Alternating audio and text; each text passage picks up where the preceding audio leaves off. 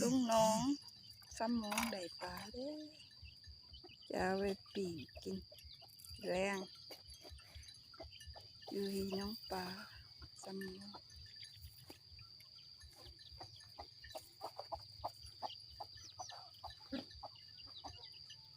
ก่อยคำตะเว้นย้ำแรงข้ามืดเลยจังลุงน้องจีปลากันอยู่หนาเด้อบรรยากาศย้ำแรงตาอ่อนซ้อนคักพี่น้อง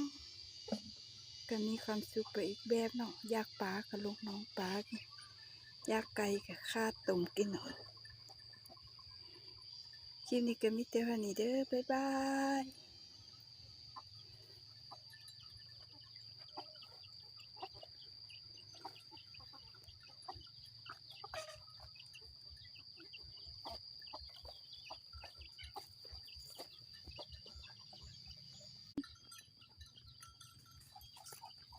ลุงน้องซ้ำมองได้ปลาเด้อจะเอาไปปีกกินแรงอยู่ที่น้องปลา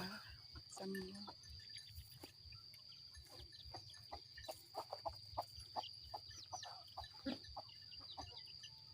ก่อยคำตะเว้นย้ำแรง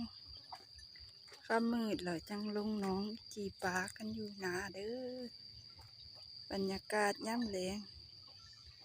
ตาอ่อนซ้อนคักพี่น้องก็มีความสุขไปอีกแบบเนาะอยากปลากับลุงน้องปลาอยากไก่กับข้าต้มกินหน่อยคลิปนี้ก็มีแต่วันนี้เด้อบ๊ายบาย